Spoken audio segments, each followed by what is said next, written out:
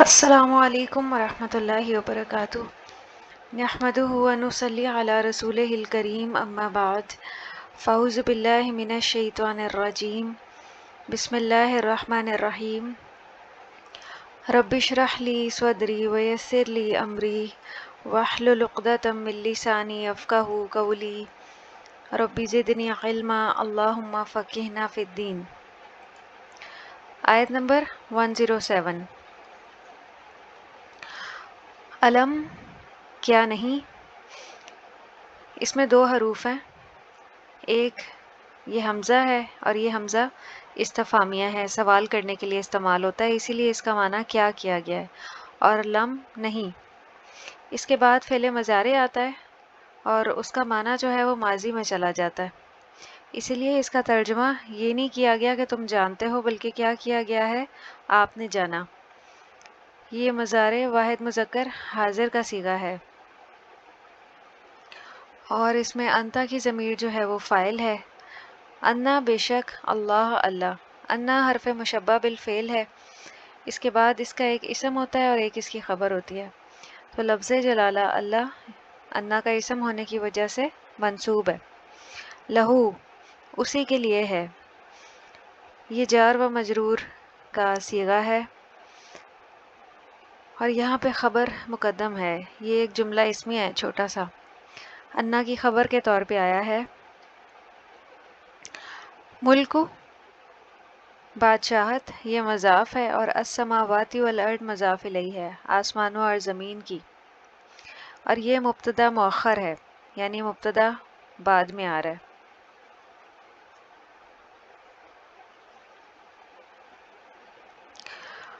وما اور نہیں، یہ ما نافیہ ہے، لکم تمہارے لیے، یہ جار و مجرور ہے، یہ بھی اسی طرح خبر مقدم ہے۔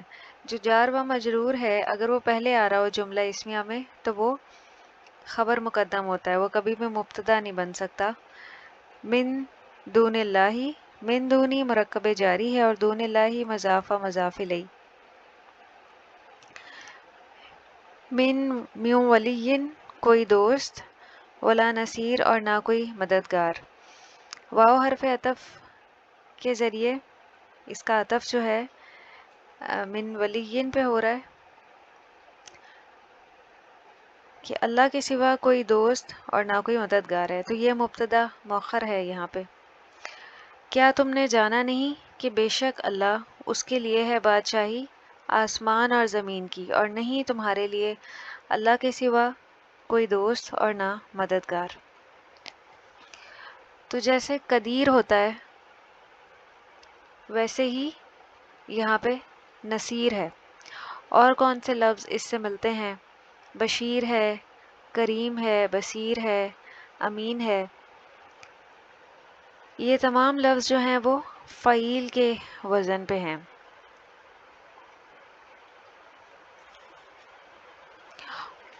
اور اس کا اگر ہم روٹ دیکھیں، آج میں آپ کو روٹ کا بھی تھوڑا سا کنسیپٹ دوں گی۔ روٹ اس کے اندر ایک مادہ کو کہتے ہیں جس سے مل کے وہ بنتا ہے، جیسے نصیر میں نون، صاد اور را ہے، اور اس سے اور بھی کئی لفظ بنائے جا سکتے ہیں، جیسے یہاں پہ تو یہ فعیلن کے وزن پہ ہے نصیرن، اسی سے ناصرن بھی بنایا جا سکتا ہے، اس میں بھی نون صاد اور را ہی روٹ ہوگا، یعنی جہاں پہ بھی نون صاد را روٹ ہوگا وہاں پہ معنی مدد ہی ہوگا، لیکن وزن مختلف ہونے کی وجہ سے معنی مختلف ہوگا۔ جیسے فاعلن کا مطلب اگر اس پہ ناصرن آتا ہے تو معنی ہوگا مدد کرنے والا، اور اگر یہ منصورن کے وزن پہ آتا ہے، مفعولن کے وزن پہ، تو معنی ہوگا مدد کیا ہوا۔ تو یہ جو بدلتے ہوئے اوزان ہیں اس کی وجہ سے ترجمہ تبدیل ہو جاتا ہے۔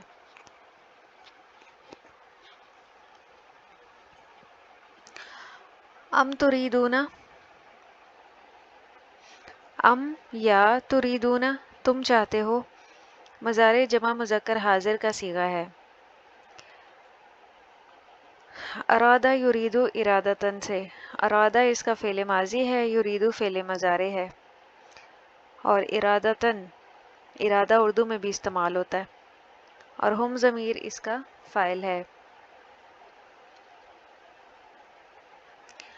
ان کے ان یہاں پہ مصدر کے طور پہ آیا ہے. تسألو تم سوال کرو.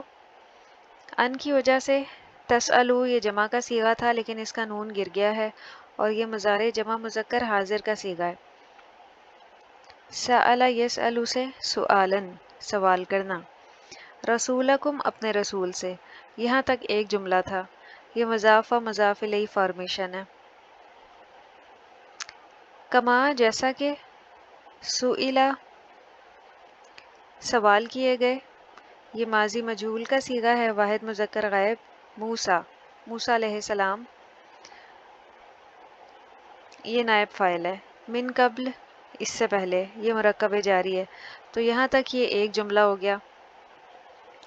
وَمَن اور جو کوئی یتبدل بدل دے گا. یہ تبدلہ یتبدل تبدلاً سے ہے بدل دینا. مضارع واحد مذکر غائب کا صیغہ ہے. الکفر کفر کو. یہ کفر مفعول بھی ہونے کی وجہ سے منصوب ہے. بالایمانی بدلے ایمان کے. یہ مرکب جاری ہے اور متعلق فعل ہے. فقط تو تحقیق دولا وہ بھٹک گیا. سواء السبیل سیدھے راستے سے.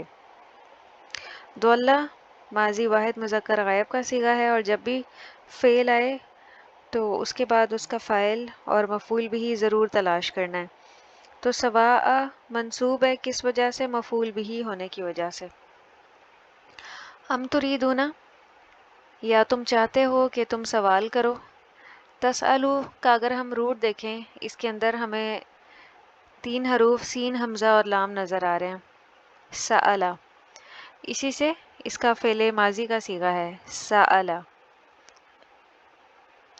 اپنے رسول سے جیسا کہ سوال کیے گئے موسیٰ علیہ السلام. تو جو سوال ہوتا ہے اس کے کئی معنی ہوتے ہیں. سوال کے معنی ہیں مانگنا، درخواست کرنا، مطالبہ کرنا، پوچھنا، سوال کرنا، اعتراض کرنا. تو سوال کرنے کی مختلف صورتیں ہوتی ہیں. بعض اوقات اعتراض کرنے کے لیے سوال کیا جاتا ہے اور بعض اوقات جو ہے وہ تحقیق کرنے کے لیے سوال کیا جاتا ہے، انویسٹیگیشن کے لیے. اسی طرح بسا اوقات مذاق اڑانے کے لیے سوال کیا جاتا ہے، کسی کو لیٹ ڈاؤن کرنے کے لیے، تحقیر کے لیے. تو ان سب میں پسندیدہ کون سا ہے؟ تحقیق کرنے کے لیے کیا گیا سوال یا اعراض کرنے کے لیے؟ تو تحقیق کرنے کے لیے جب سوال کیا جائے تو خود سے پوچھیں کہ یہ تحقیق کس کے لیے ہے؟ تحقیر کے لیے ہے یا اعتراض کے لیے ہے؟ مقصد کیا ہے؟ اب اجر کس کے لیے ہوگا؟ جس کا سوال تحقیق کے لیے ہوگا اور یہ پسندیدہ ہوتا ہے. لیکن اگر سوال اعتراض کرنے کے لیے ہو، محض کسی کو لیٹ ڈاؤن کرنے کے لیے، تو یہ ناپسندیدہ ہے. اسی طرح دوسرے کو بیوقوف بنانے کے لیے یا دوسرے کو رسوا کرنے کے لیے یہ بھی درست نہیں ہے. تو سوال بذات خود اچھا یا برا نہیں ہوتا، اس کے پیچھے نیت یا جذبہ وہ اس کو اچھا یا برا بنا دیتے ہیں. تو اس سے پہلے اور جو کوئی بدل کر دے گا کفر کو بدلے ایمان کے، تو تحقیق وہ بھٹک گیا سیدھے راستے سے. تو یہ جو سواء ہے اس کا مطلب ہوتا ہے برابر ہونا، اور پھر برابر ہونے سے معنی سیدھا لیا گیا ہے، یعنی اسموتھ اور اسٹریٹ، مستقیم. سواء السبیل. ان دونوں میں فرق کیا ہے؟ سراتا کا لفظی معنی جو ہے وہ لمبی اور تیز دھاری تلوار کے لیے استعمال ہوتا ہے.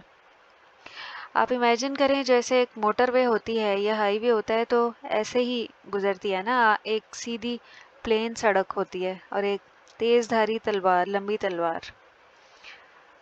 اور پل صراط کا لفظ آپ نے سنا ہوگا جس سے قیامت کے دن سب گزریں گے. تو یہ اسی طرح کا راستہ ہے جو بالکل سیدھا راستہ ہوتا ہے.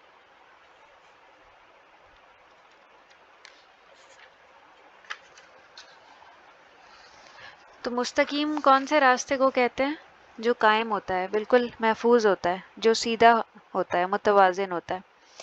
اور السبیل وہ راستہ جس پر سہولت سے چل سکے اور اس پر کافی آمد و رفت بھی ہو، جیسے عام سڑک ہوتی ہے.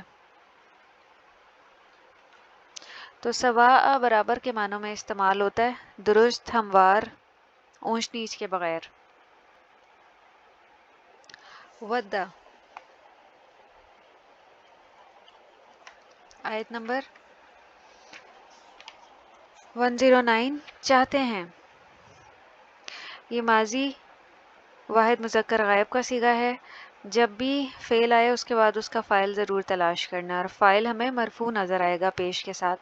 کثیرن ہمیں مرفوع نظر آ رہا ہے. بہت سے، من اہل الکتابی یہ اہل کتاب سے، یہ مرکب جاری ہے اور مرکب اضافی، یہ ایک جملہ تھا.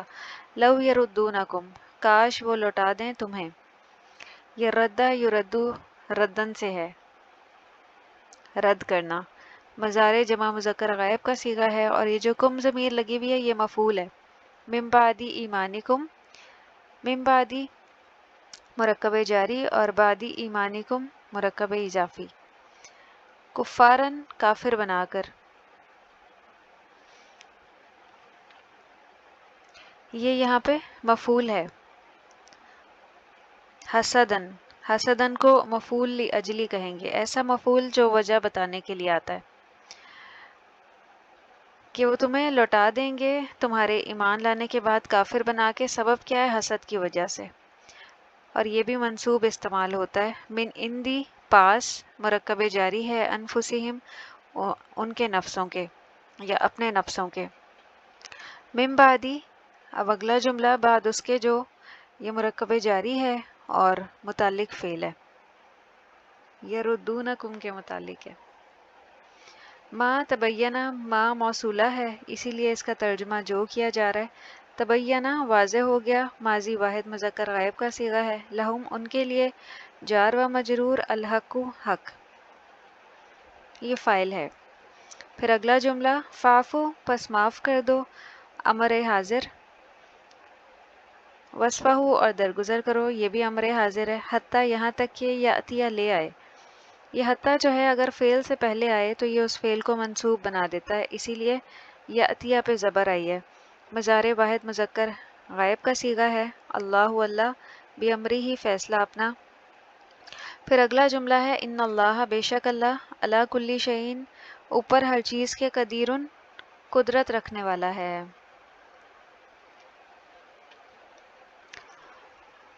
ودا چاہتے ہیں، اس کا روٹ کیا ہے؟ واو دال اور دال.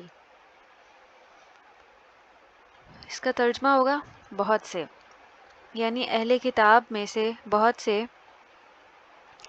یردونکم اس کا روٹ را دال دال ہے.